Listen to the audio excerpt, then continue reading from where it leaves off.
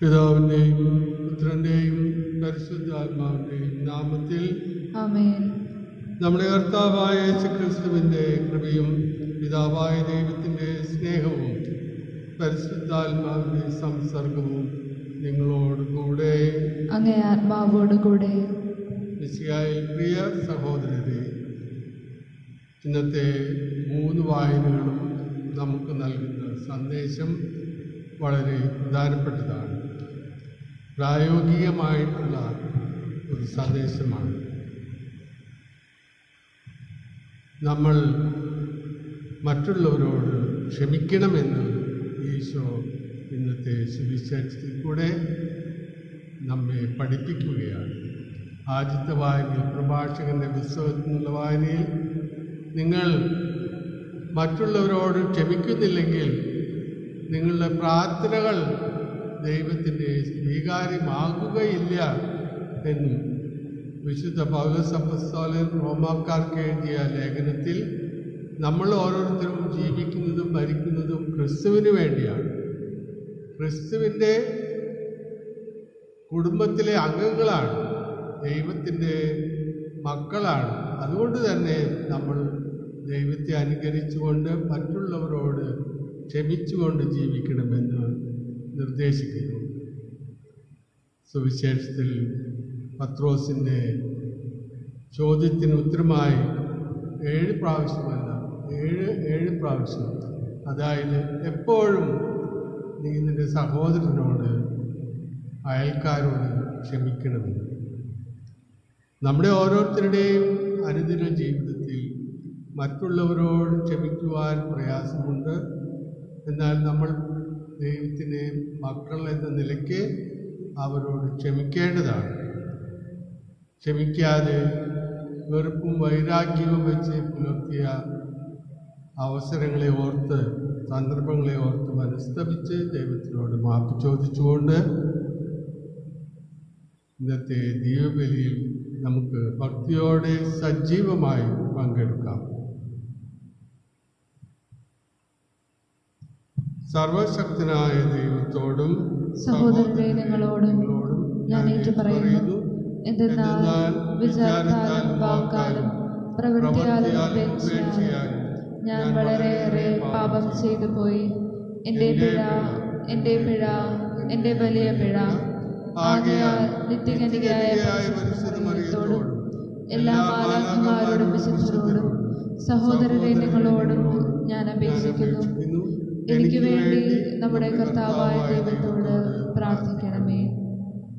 സർവശക്തനായ ദൈവം കനിഞ്ഞ് പാപങ്ങൾ പുറത്ത് നമ്മെ നിത്യജീവിതത്തിലേക്ക് നയിക്കുമാറാകട്ടെ.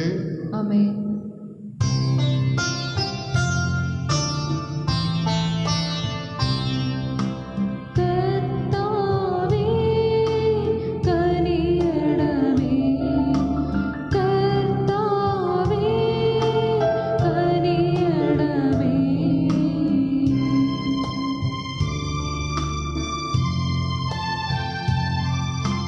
ക്രിസ്തുവേ കനിയ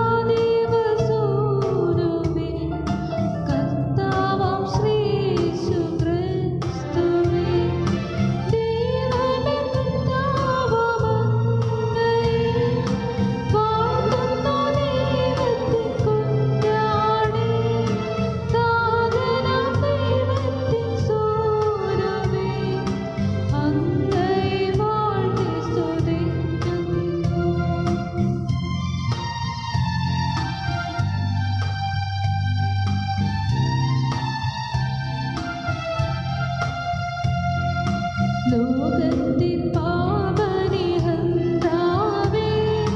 കാരുണ്യം തൂകണേ ഞങ്ങളിൽ. ലോകത്തിൻ പാപനിഹന്താവേ,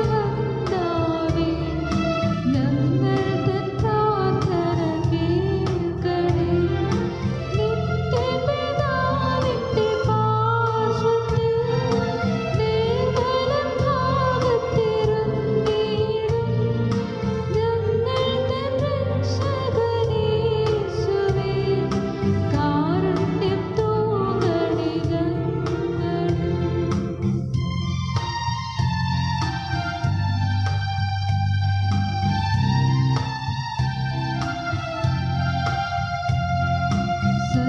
സത്യസ്വരൂപൻ പിതാവുതൻ നിത്യമഹിമാവിൻ തേജസ്സിൽ പാവനാത്മാവുതൻ ഐക്യത്തിൽ വാഴുന്ന ക്രിസ്തുവേശുവേ,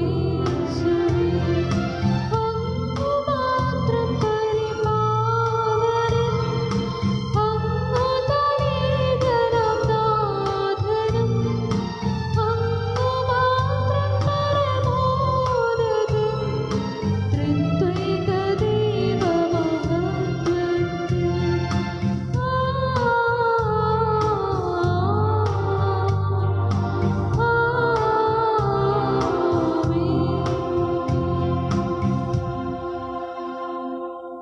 നമുക്ക് പ്രാർത്ഥിക്കാം.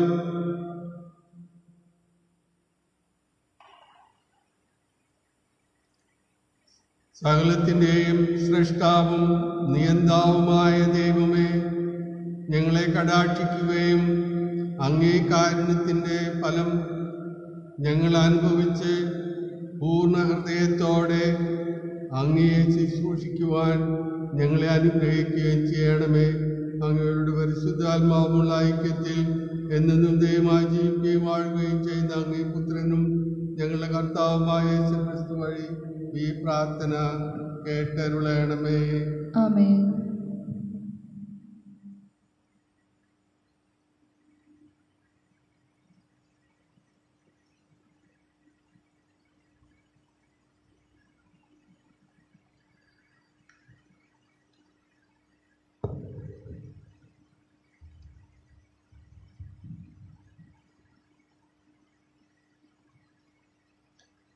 ആണ്ടുവട്ടത്തിലെ 24-ാം ഞായർ.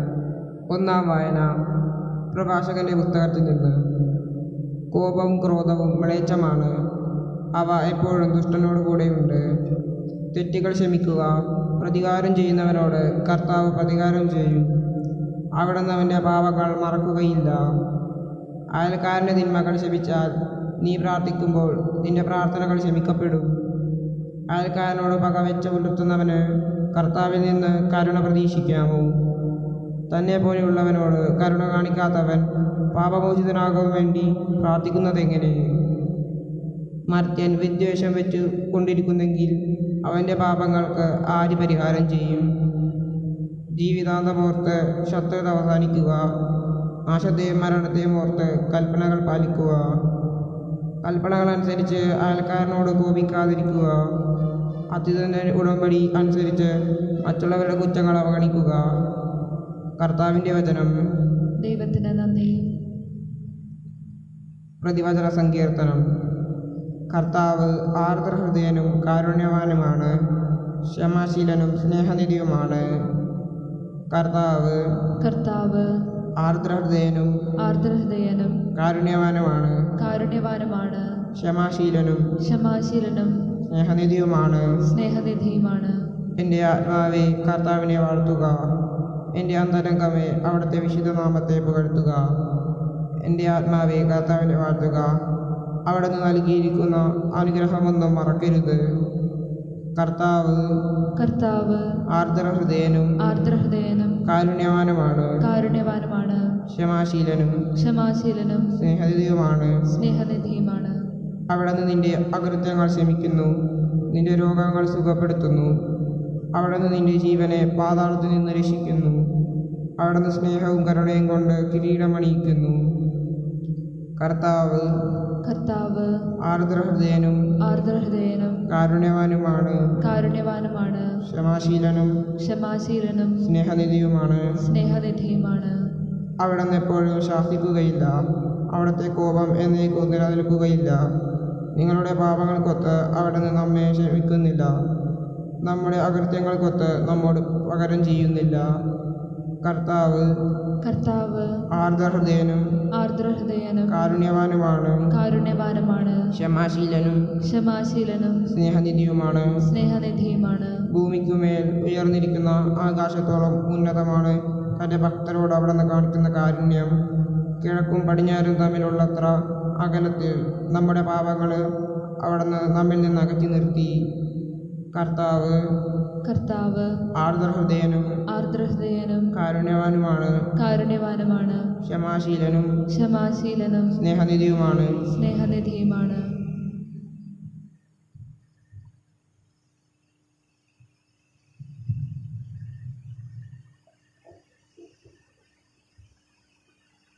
വിശുദ്ധ പൗലോസ് അപ്പോസ്തലൻ റോമാക്കാർക്ക് എഴുതിയ ലേഖനത്തിൽ നിന്ന്: സഹോദരേ, നമ്മിലാരും തനിക്ക് വേണ്ടി മാത്രം ജീവിക്കുന്നില്ല, തനിക്ക് വേണ്ടി മാത്രം മരിക്കുന്നുമില്ല. നാം ജീവിക്കുന്നുവെങ്കിൽ കർത്താവിന് സ്വന്തമായി ജീവിക്കുന്നു, മരിക്കുന്നുവെങ്കിൽ കർത്താവിന് സ്വന്തമായി മരിക്കുന്നു. ആകയാൽ ജീവിച്ചാലും മരിച്ചാലും നാം കർത്താവിനുള്ളവരാണ്. എന്തെന്നാൽ മരിച്ചവരുടെയും ജീവിക്കുന്നവരുടെയും കർത്താവായിരിക്കുന്നതിന് വേണ്ടിയാണ് ക്രിസ്തു മരിച്ചതും പുനർജീവിച്ചതും. കർത്താവിൻ്റെ വചനം. ദൈവത്തിന് നന്ദി.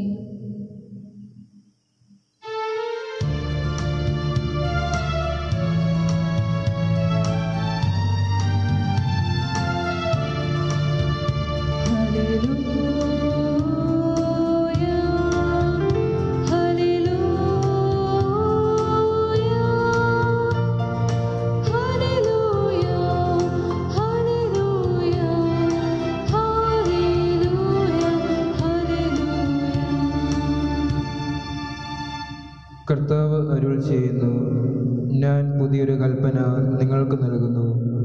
ഞാൻ നിങ്ങളെ സ്നേഹിച്ചതുപോലെ നിങ്ങളും പരസ്പരം സ്നേഹിക്കുവിൻ.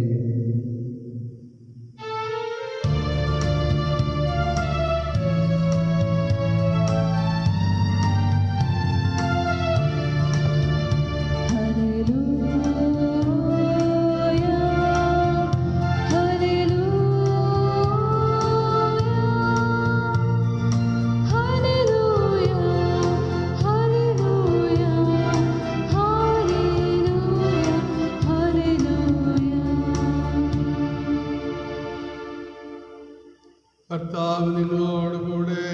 അങ്ങേ ആത്മാവോടുകൂടെ. വിശുദ്ധ മത്തായി എഴുതിയ സുവിശേഷം. കർത്താവേ, അങ്ങേക്ക് മഹത്വം. 7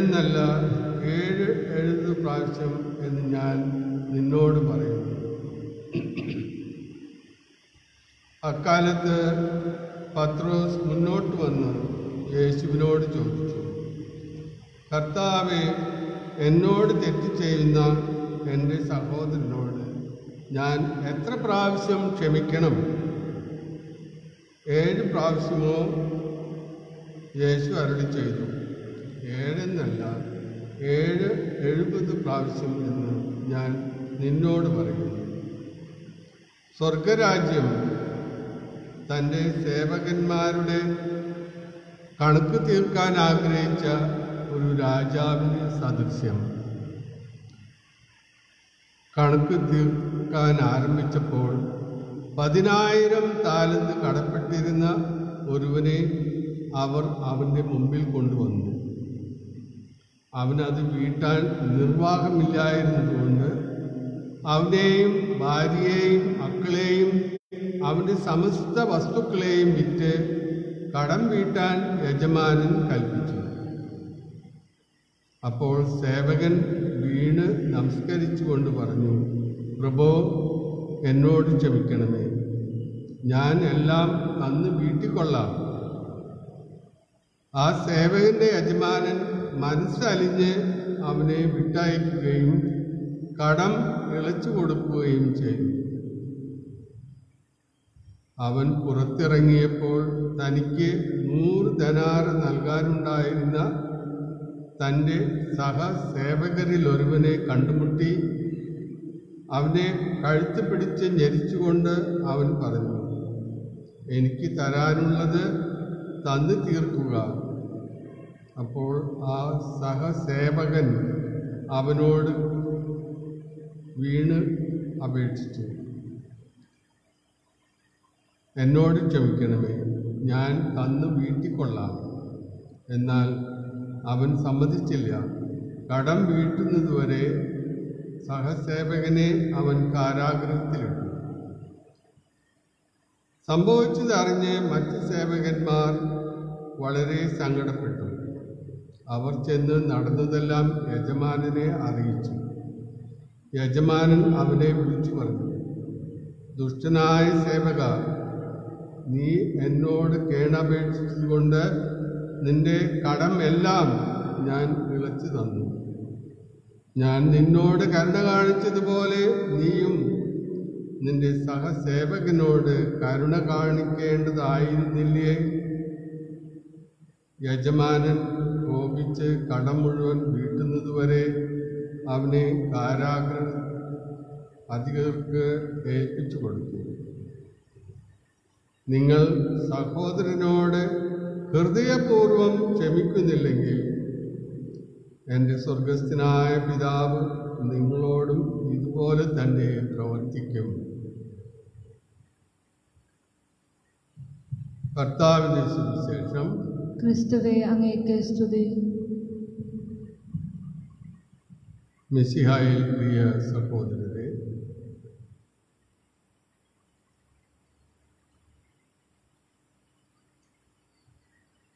അന്ന് 2000 ആണ്ട് മാർച്ച് 12-ാം തീയതി വലിയ നോയമ്പിലെ ഞായറാഴ്ചയായിരുന്നു. ലോക ചരിത്രത്തിലെ ഏറ്റവും ശ്രദ്ധേയമായി കുറിക്കപ്പെട്ട ഒരു ദിനമായിരുന്നു. കാരണം പരിശുദ്ധ പിതാവ് 2-ാം ജോൺ മാർപ്പാപ്പ 15-ാം നൂറ്റാണ്ടിൽ രൂപം കൊണ്ട ഒരു ക്രിസ്തുവിൻ്റെ ക്രൂശിത രൂപത്തിൻ്റെ പാദങ്ങൾ അമർത്തിപ്പിടിച്ച് ശിരസ് നമിച്ച് ഇപ്രകാരം പ്രാർത്ഥിച്ചു: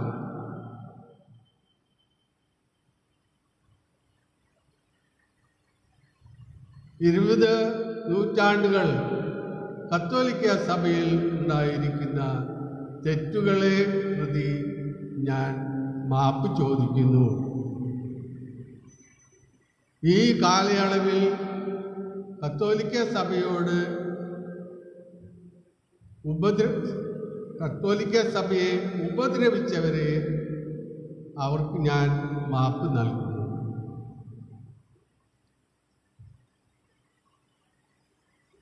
മാർപ്പാപ്പ യേശുവിൻ്റെ ഇന്നത്തെ സുവിശേഷത്തിൻ്റെ ആഹ്വാനം ശിരസ വഹിച്ചുകൊണ്ട് നമ്മൾ സഹോദരനോട് ക്ഷമിക്കണം എന്നുള്ള സന്ദേശമാണ് നമുക്ക് നൽകുക.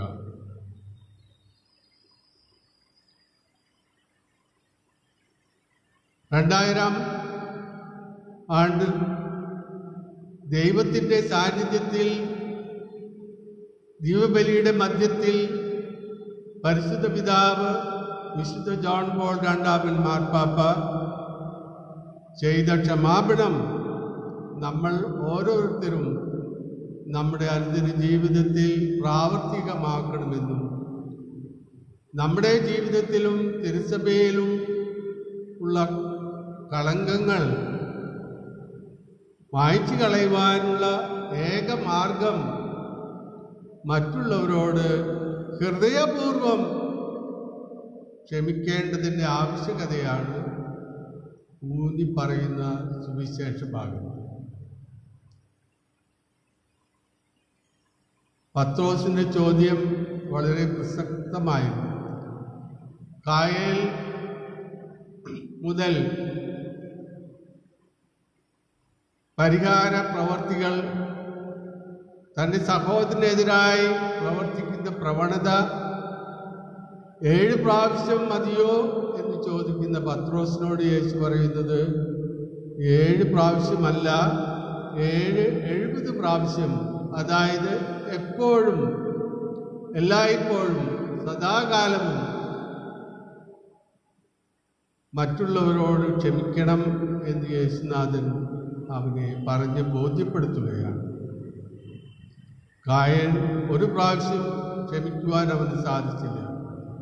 7 പ്രാവശ്യം എന്ന് പറഞ്ഞപ്പോൾ അത് വളരെ കൂടുതലാണെന്ന് പത്രോസ്ലീഹ മനസ്സിലാക്കി. എന്നാൽ യേശുനാഥൻ ഇതെല്ലാം അട്ടിമറിച്ചുകൊണ്ട് ലമേക്കിൻ്റെ കാര്യം എടുത്തു പറഞ്ഞു. 70 പ്രാവശ്യം.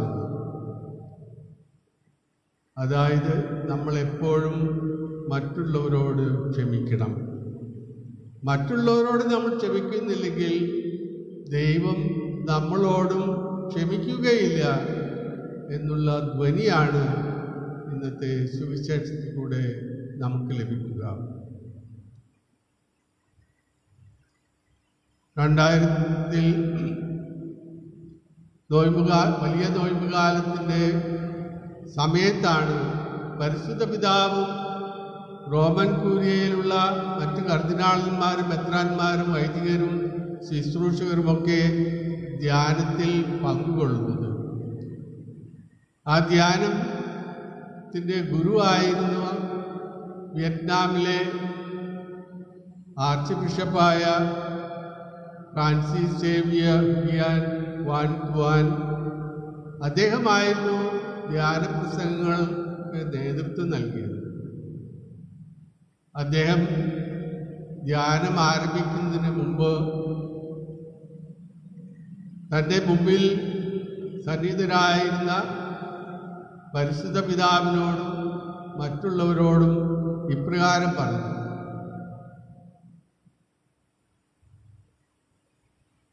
നിങ്ങളെല്ലാവരും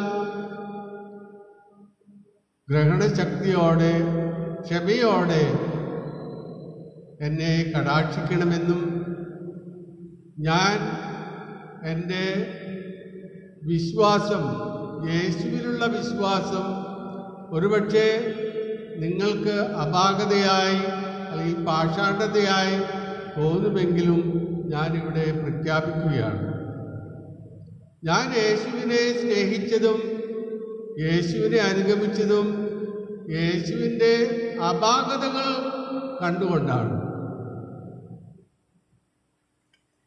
യേശുവിൻ്റെ അപാകതകൾ എന്തായിരുന്നു എന്ന് നമ്മോട് തന്നെ ചോദിക്കുക. അതിന് മറുപടി എന്നവണ്ണം ഇന്നത്തെ സുവിശേഷം നമുക്ക് നൽകുന്നത് നിങ്ങൾ നിങ്ങളുടെ സഹോദരന്മാരോട് എപ്പോഴും ക്ഷമിക്കണമെന്നാണ്. ക്ഷമിക്കുക അത്ര എളുപ്പമുള്ള കാര്യമല്ല. അതുകൊണ്ടാണ് പ്രഭാഷകന്റെ പുസ്തകത്തിലുള്ള വായനയിൽ നിന്ന് നമ്മൾ വായിച്ചു കേട്ടത്, നിങ്ങളുടെ ഹൃദയത്തിൽ നിന്ന് നിങ്ങളുടെ സഹോദരങ്ങളോട് ക്ഷമിക്കുന്നില്ലെങ്കിൽ നിങ്ങളുടെ പ്രാർത്ഥനകൾ ദൈവത്തിന് സ്വീകാര്യമാകുകയില്ല. നമ്മുടെ ജീവിതാനുഭവങ്ങളിൽ നമ്മുടെ പ്രാർത്ഥനകൾ ദൈവം ശ്രവിക്കുന്നില്ല, ദൈവം കേൾക്കുന്നില്ല, നമ്മുടെ ജീവിതത്തിൽ ദൈവം ഇടപെടുന്നില്ല എന്നൊക്കെ പരാതിപ്പെടുമ്പോൾ നമ്മൾ സ്വയം നമ്മിലേക്ക് തിരിഞ്ഞ് നമ്മൾ ചോദിക്കേണ്ട ചോദ്യം, നമ്മൾ മറ്റുള്ളവരോട് ക്ഷമിക്കുന്നുണ്ടോ എന്ന്. മറ്റുള്ളവരോട് ഹൃദയപൂർവ്വം ക്ഷമിച്ചാൽ മാത്രമേ നമ്മളുടെ പ്രാർത്ഥനകൾ ദൈവത്തിന് സ്വീകാര്യമാകുകയുള്ളൂ. വിശുദ്ധ പൗലോസ് അപ്പോസ്തലൻ റോമാക്കാർക്ക് എഴുതിയ ലേഖനത്തിൽ നിന്ന് പറയുന്നത്, നമ്മൾ ജീവിച്ചാലും മരിച്ചാലും ക്രിസ്തുവിന് വേണ്ടിയാണ്. ജീവിക്കുന്നതും മരിക്കുന്നതും ക്രിസ്തുവിന് വേണ്ടിയെങ്കിൽ നമ്മൾ ക്രിസ്തുവിൻ്റെ സഹോദരങ്ങളാണ്. പിതാവായ ദൈവത്തിൻ്റെ മക്കളാണ് എങ്കിൽ നമ്മൾ പിതാവിനെ അനുകരിച്ച് ക്രിസ്തുവിനെ അനുകരിച്ച് മറ്റുള്ളവരോട് ക്ഷമിക്കണം. പരിശുദ്ധ പിതാവിനോടും റോമൻ കുരിയയിലെ അംഗങ്ങളോടും ധ്യാനഗുരു പറഞ്ഞ വാക്കുകൾ യേശുവിൻ്റെ അപാകതകൾ എന്താണ് എന്ന് നമ്മൾ നമ്മോട് ചോദിക്കുമ്പോൾ ഉത്തരം ഇതാണ്. യേശുനാഥൻ താൻ കുരിശിൽ കിടന്ന് മരിക്കുന്ന സമയത്ത് കള്ളന്മാരിൽ ഒരുവൻ ഇപ്രകാരം പറഞ്ഞപേക്ഷിച്ചു, കർത്താവേ, എന്നോട് ക്ഷമിക്കണമേ, അങ്ങയുടെ രാജ്യത്തിലെത്തുമ്പോൾ എന്നെ ഓർക്കണമേ.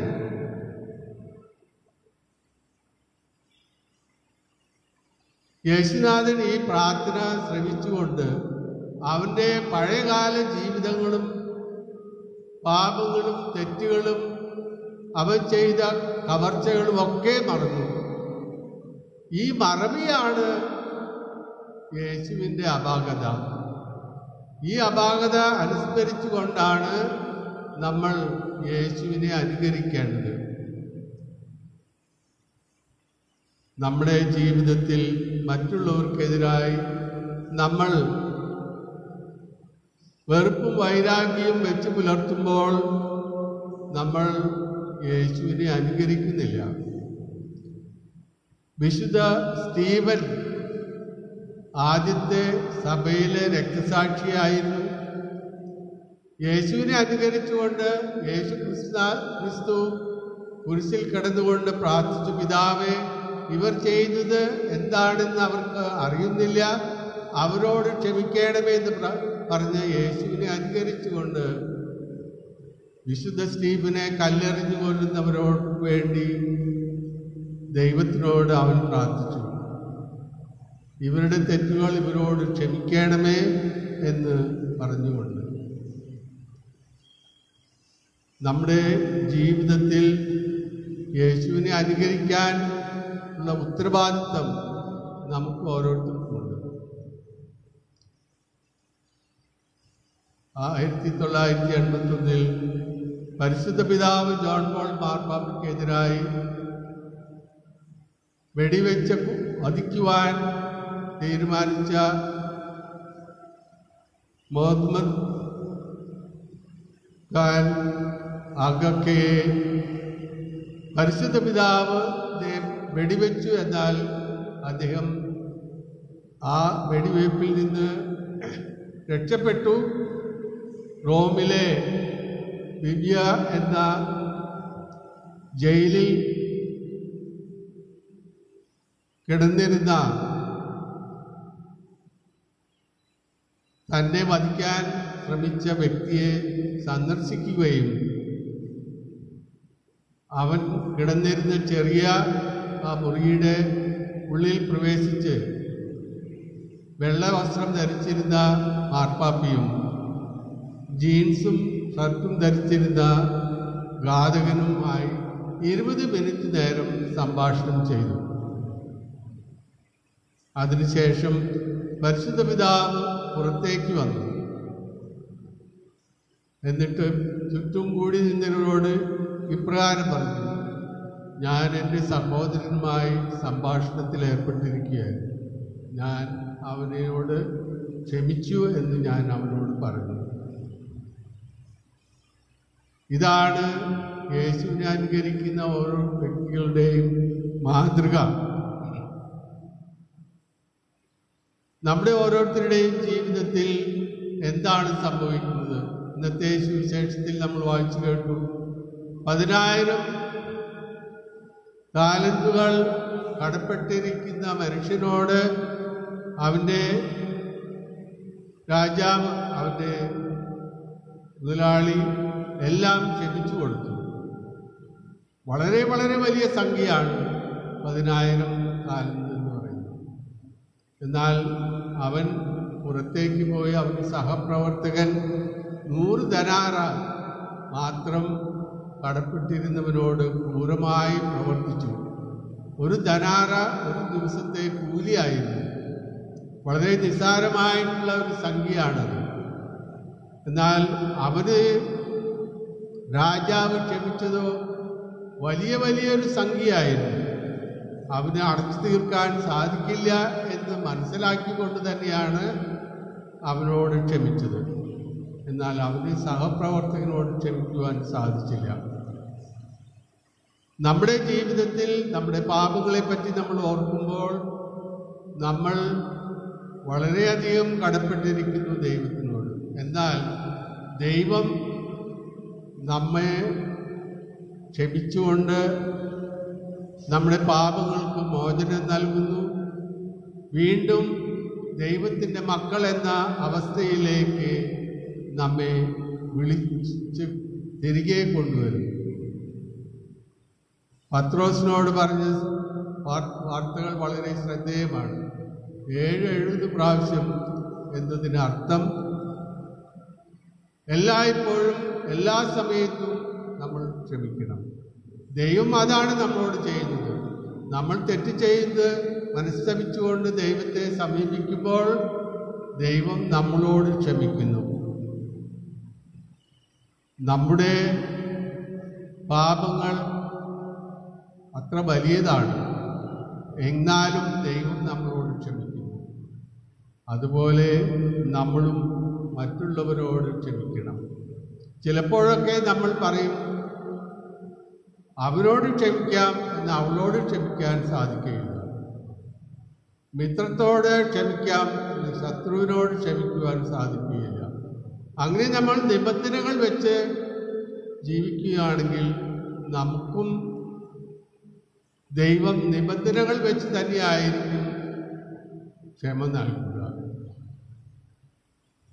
ഇന്നത്തെ സുവിശേഷത്തിൻ്റെ അന്തസത്ത പൂർണ്ണമായിട്ടും ഗ്രഹിച്ചുകൊണ്ട് സഹോദരങ്ങളോട് ക്ഷമിക്കുവാനുള്ള ഇച്ഛാശക്തി നമുക്ക് ഏവർക്കും ഉണ്ടാകട്ടെ.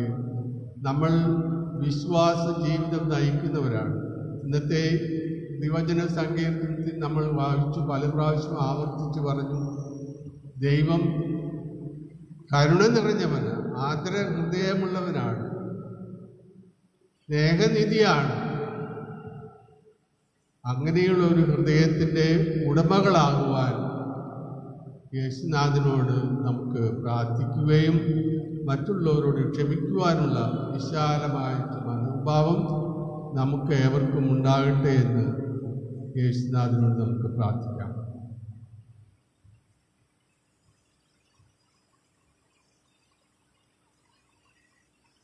വിശ്വാസ പ്രമാണം. ഏകദൈവത്തിൽ ഞാൻ വിശ്വസിക്കുന്നു. സ്വർഗത്തിന്റെയും ഭൂമിയുടെയും ദൃശ്യവും അദൃശ്യമായ എല്ലാറ്റിന്റെയും സൃഷ്ടാവും സർവശക്തനുമായ പിതാവിലും ഞാൻ വിശ്വസിക്കുന്നു.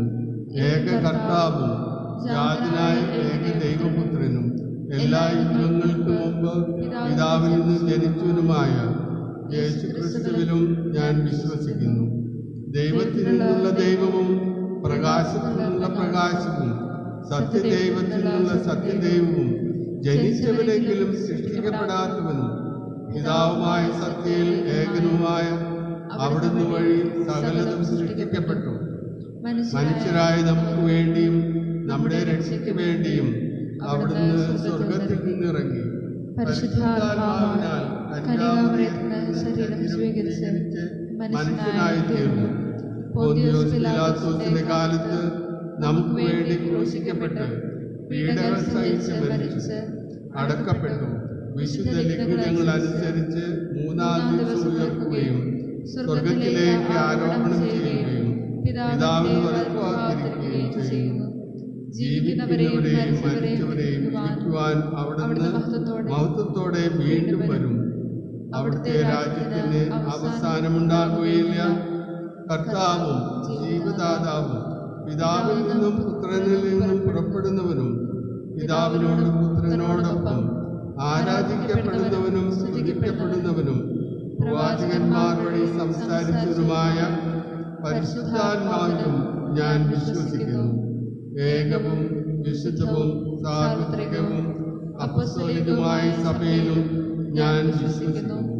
പാപങ്ങളുടെ മോചനത്തിനായുള്ള ഏക ജ്ഞാനസ്നാനം ഞാൻ ഏറ്റുപറയുകയും മരിച്ചവരുടെ ഉയർപ്പും വരാനിരിക്കുന്ന യുഗത്തിലെ ജീവിതവും ഞാൻ പ്രതീക്ഷിക്കുകയും ചെയ്യുന്നു. ആമേൻ. പ്രിയ സഹോദരരെ, ഒന്നായി സമ്മേളിച്ചിരിക്കുന്ന നമുക്ക് നമ്മുടെ ദൈവത്തിൽ നിന്ന് സ്വീകരിച്ച അനുഗ്രഹങ്ങൾ അനുസ്മരിച്ചുകൊണ്ട് അവിടുത്തോട് പ്രാർത്ഥിക്കാം. ശ്രവിക്കുവാൻ അർഹതയുള്ള പ്രാർത്ഥനകൾ അവിടുന്ന് നമ്മിൽ പ്രചോദിപ്പിക്കുമാറാകട്ടെ. നമ്മുടെ പരിശുദ്ധ പിതാവ് ഫ്രാൻസിസ് മാർപ്പാപ്പയ്ക്കും നമ്മുടെ അതിരൂപത അധ്യക്ഷനായ ജോസഫ് മെത്രാപ്പൊലീത്തയും എല്ലാ വൈദികർക്കും അവരുടെ സേവനത്തിന് ബലമേൽപ്പിച്ചിരിക്കുന്ന ജനങ്ങൾക്കും വേണ്ടി കർത്താവിനോട് നമുക്ക് പ്രാർത്ഥിക്കാം. കർത്താവേ, ഞങ്ങളുടെ പ്രാർത്ഥന കേൾക്കണമേ. രാഷ്ട്രത്തിൻ്റെ ഭരണാധികാരികൾക്കും അവരുടെ സഹപ്രവർത്തകർക്കും പൊതുനന്മയ്ക്കായി പ്രയത്നിക്കുന്നവർക്കും വേണ്ടി കർത്താവിനോട് നമുക്ക് പ്രാർത്ഥിക്കാം. കർത്താവേ, ഞങ്ങളുടെ പ്രാർത്ഥന കേൾക്കണമേ. കരയിലും കടലിലും ആകാശത്തിലും യാത്ര ചെയ്യുന്നവർക്കും തടവുകാർക്കും കാരാഗൃഹത്തിൽ അടയ്ക്കപ്പെട്ടവർക്കും വേണ്ടി കർത്താവിനോട് നമുക്ക് പ്രാർത്ഥിക്കാം. കർത്താവേ, ഞങ്ങളുടെ പ്രാർത്ഥന കേൾക്കണമേ.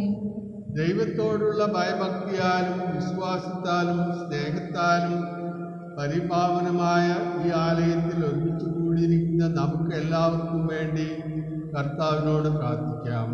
കർത്താവേ, ഞങ്ങളുടെ പ്രാർത്ഥന കേൾക്കണമേ. നമ്മുടെ ഓരോരുത്തരുടെയും വ്യക്തിപരമായ നിയോഗങ്ങൾക്ക് വേണ്ടി പ്രാർത്ഥിക്കാം.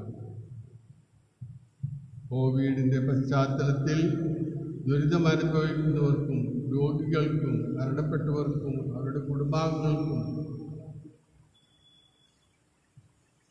ആശുപത്രികളിലും മറ്റും ശുശ്രൂഷ ചെയ്യുന്നവർക്കും വേണ്ടി കർത്താവിനോട് നമുക്ക് പ്രാർത്ഥിക്കാം. കർത്താവെ, യാചിക്കുന്ന സഭയുടെ പ്രാർത്ഥനകൾ അങ്ങേ സന്നിധിയിൽ പ്രീതികരമായി ഭവിക്കട്ടെ. അങ്ങനെ ഞങ്ങളുടെ യോഗ്യതകളാൽ യാചിക്കുവാൻ ധൈര്യപ്പെടാത്തത് അങ്ങേ കാരുണ്യത്താൽ ഞങ്ങൾക്ക് ലഭിക്കുമാറാകട്ടെ. കർത്താവായ ക്രിസ്തു വഴി ഞങ്ങൾ സമർപ്പിക്കുന്ന പ്രാർത്ഥന കേട്ടരുളണമേ. ആമേൻ.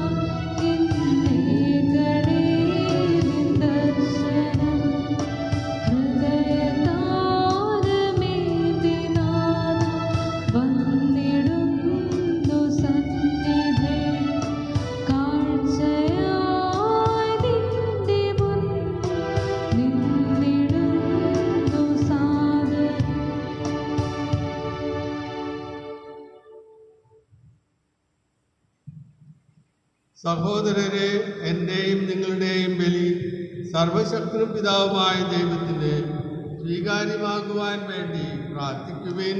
കർത്താവ് തൻ്റെ നാമത്തിൻ്റെ സ്തുതിക്കും മഹിമയ്ക്കും നമ്മുടെയും അവിടുത്തെ തിരുസഭ മുഴുവൻ്റെ നന്മയ്ക്കുമായി അങ്ങേ കരങ്ങളിൽ നിന്ന് ഈ ബലി സ്വീകരിക്കുമാറാകട്ടെ. കർത്താവെ, ഞങ്ങൾ അപേക്ഷകൾ തൃക്കൺ പാർക്കുകയും അങ്ങേ ദാസരുടെ ഈ കാണിക്കകൾ ദയാപൂർവം സ്വീകരിക്കുകയും ചെയ്യണമേ.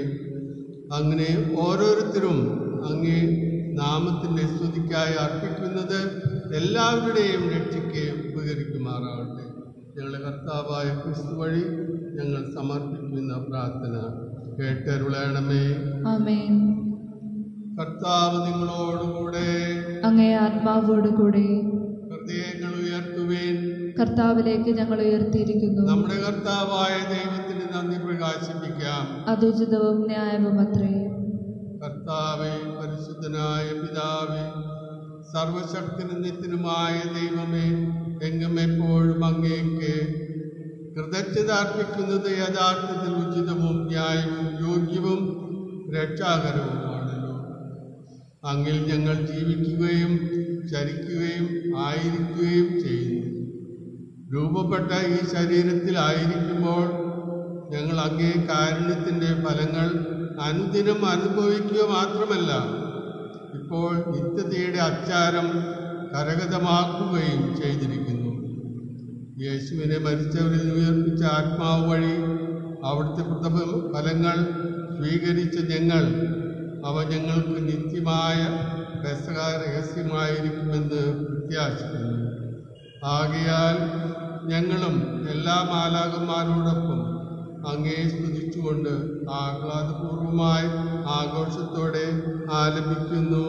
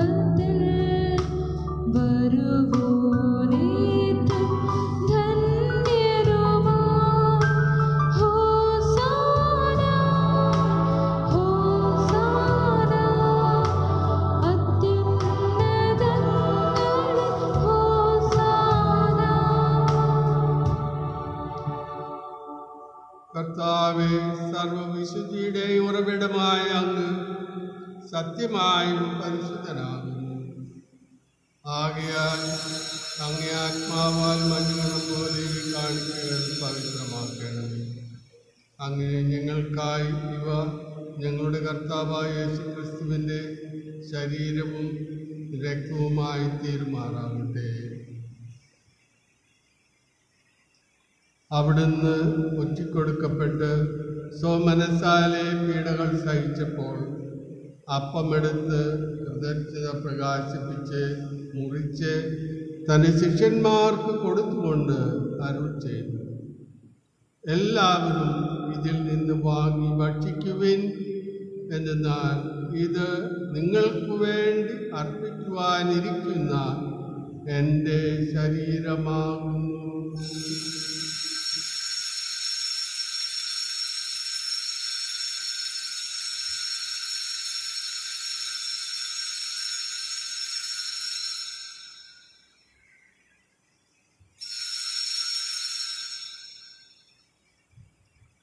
അപ്രകാരം അത്താഴം കഴിഞ്ഞ് പാനപാത്രമെടുത്ത് വീണ്ടും അങ്ങേക്ക് കൃതജ്ഞത പ്രകാശിപ്പിച്ച് തൻ്റെ ശിഷ്യന്മാർക്ക് കൊടുത്തുകൊണ്ട് അരുൾ ചെയ്തു, എല്ലാവരും വാങ്ങി ഇതിൽ നിന്ന് കുടിക്കുവിൻ. എന്തെന്നാൽ ഇത് നിങ്ങൾക്ക് വേണ്ടിയും അനേകർക്ക് വേണ്ടിയും പാപമോചനത്തിനായി ചിന്തപ്പെടാനിരിക്കുന്ന എൻ്റെ രക്തത്തിൻ്റെ നവീനവും സനാതനമായ ഉടമ്പടിയുടെ പാനപാത്രമാണ്. ഇത് നിങ്ങൾ എൻ്റെ ഓർമ്മയ്ക്കായി ചെയ്യും.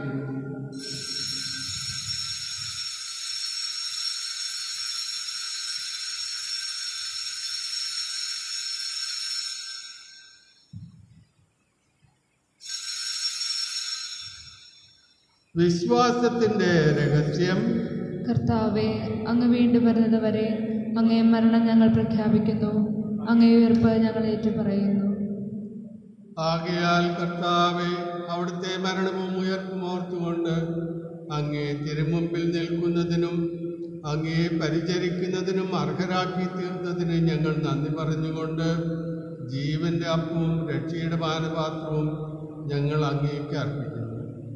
ക്രിസ്തുവിൻ്റെ ശരീരത്തിലും രക്തത്തിലും പങ്കുചേർന്ന് ഞങ്ങളെ പരിശുദ്ധാത്മാവിൽ ഒന്നായി ചേർക്കണമെന്ന് താഴ്മയോട് ഞങ്ങൾ അപേക്ഷിക്കുന്നു. കർത്താവെ, ലോകമെങ്ങും വ്യാപിച്ചു കിടക്കുന്ന അങ്ങേ സഭയെ ഓർക്കണമേ. ഞങ്ങളുടെ ഫ്രാൻസിസ് പാപ്പയോടും ഞങ്ങളുടെ അതിരൂപത അധ്യക്ഷനായ ജോസഫ് മെത്രാപ്പൊലീത്തയോടും വൈദിക ഗണത്തോടുമൊത്ത് സഭയെ അങ്ങ് സ്നേഹത്തിൻ്റെ പൂർണ്ണതയിൽ എത്തിക്കണമേ. ഉയർപ്പിൻ്റെ പ്രത്യാശയോടെ നിദ്ര കൊള്ളുന്ന ഞങ്ങളുടെ സഹോദരങ്ങളെയും അങ്ങേ കാരുണ്യത്തിൽ മരണമടഞ്ഞ സകലരെയും അങ്ങ് ഓർക്കുകയും അങ്ങേ മുഖത്തിൻ്റെ പ്രകാശത്തിലേക്ക് അവരെ സ്വീകരിക്കുകയും ചെയ്യണം. ഞങ്ങളിൽ എല്ലാവരിലും കനിയണമെന്ന് ഞങ്ങൾ പ്രാർത്ഥിക്കുന്നു. അങ്ങനെ ദൈവമാതാവായ പരിശുദ്ധ കന്യാമറിയത്തോടും ആ കന്യകയുടെ ഭർത്താവായ ഭാഗ്യപ്പെട്ട യൗസേപ്പിനോടും അനുഗ്രഹീതരായ അപ്പസ്തോലന്മാരോടും കാലാകാലങ്ങളിൽ അങ്ങേ പ്രസാദിപ്പിച്ച സകല വിശുദ്ധരോടുമൊത്ത് നിത്യജീവനിൽ പങ്കുചേരാൻ ഞങ്ങളെ അർഹരാക്കുകയും അങ്ങേ പുത്രനായ യേശുക്രിസ്തു വഴി ഞങ്ങൾ അങ്ങേ സ്തുതിക്കുകയും മഹത്വപ്പെടുത്തുകയും ചെയ്യുമാറാകട്ടെ.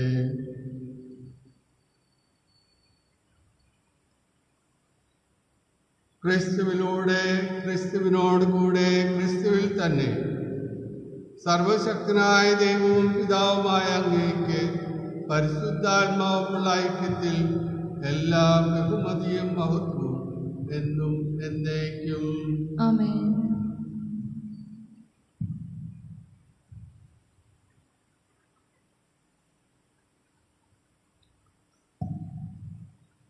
രക്ഷാകരമായ കൽപ്പനകളാൽ ഉത്ബോധിതരായും ദിവ്യോപദേശത്താൽ രൂപവൽകൃതരായും നിർഭയം നമുക്ക് ഏറ്റുപാടാം.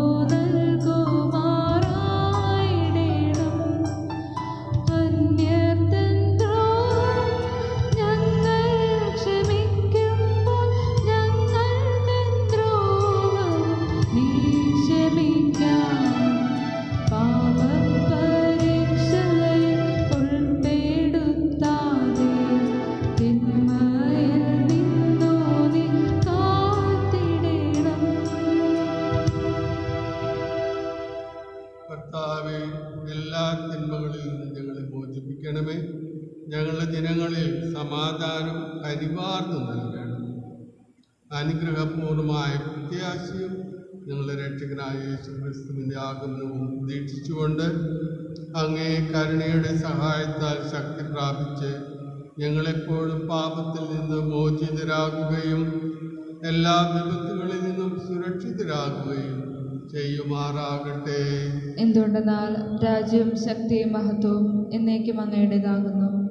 സമാധാനം ഞാൻ നിങ്ങൾക്ക് നൽകുന്നു, എൻ്റെ സമാധാനം നിങ്ങൾക്ക് ഞാൻ തരുന്നു എന്ന് അങ്ങ് അപ്പസ്തോലന്മാരോട് അരുളി ചെയ്ത കർത്താവായ യേശുക്രിസ്തുവേ, ഞങ്ങളുടെ പാപങ്ങളെല്ലാം പിന്നെ അങ്ങയുടെ സഭയുടെ വിശ്വാസം നിൽക്കൻപാർന്ന് അങ്ങേ തിരുവുള്ളമനുസരിച്ച് സഭയ്ക്ക് സമാധാനം ഐക്യം നൽകാൻ കനിയണമേ.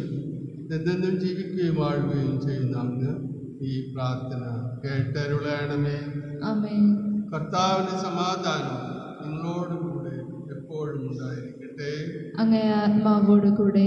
നിങ്ങൾ പരസ്പരം സമാധാനമാക്കുക.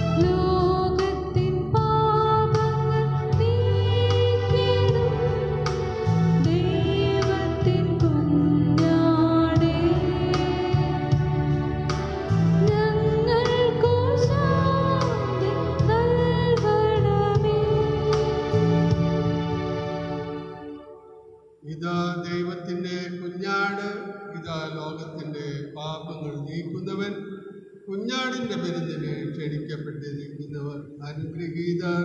കർത്താവെ, അങ്ങന്റെ ഭവനത്തിൽ പ്രവേശിക്കാൻ ഞാൻ യോഗ്യയല്ല. അങ്ങൊരു വാക്കുച്ചരിച്ചാൽ മാത്രം മതി, എൻ്റെ ആത്മാവ് സുഖം പ്രാപിക്കും.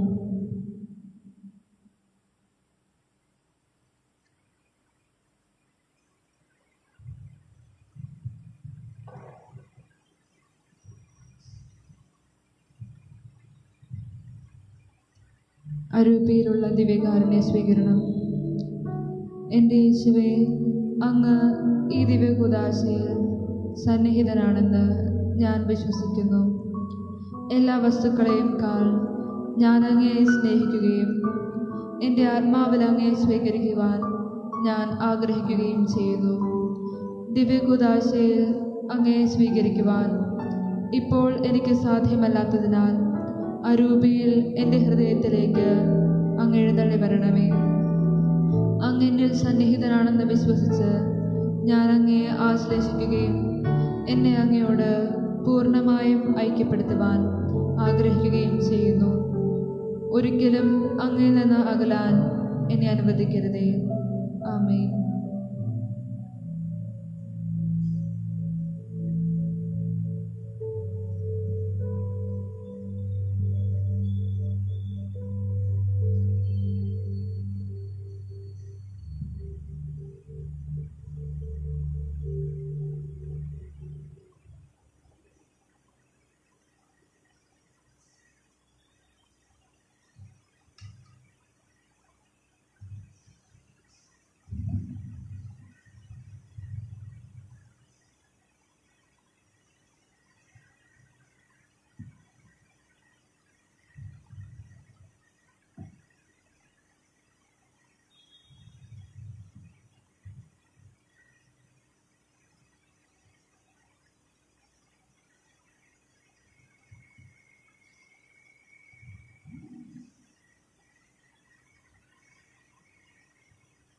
നമുക്ക് പ്രാർത്ഥിക്കാം.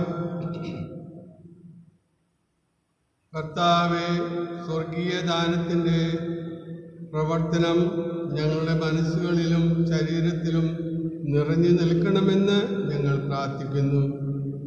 അങ്ങനെ ഞങ്ങളുടെ അനുഭവങ്ങളല്ല, പിന്നെയോ അതിൻ്റെ പ്രവർത്തന ഫലം തന്നെ എന്നും ഞങ്ങളിൽ വർത്തമാനമാകുമാറാകട്ടെ. ഞങ്ങളുടെ കർത്താവായ ക്രിസ്തു വഴി ഞങ്ങൾ സമർപ്പിക്കുന്ന പ്രാർത്ഥന കേട്ടരുളയണമേ. ആമേൻ. കർത്താവ് നിങ്ങളോടുകൂടെ. അങ്ങേ ആത്മാവോടുകൂടെ. സർവശക്തനായ ദൈവം പിതാവും പുത്രനും പരിശുദ്ധാത്മാവും നിങ്ങളെ സമൃദ്ധമായി അനുഗ്രഹിക്കട്ടെ. ആമേൻ. പോകുവിൻ. ദിവ്യപൂജ സമാപിച്ചു. ദൈവത്തിന് നന്ദി.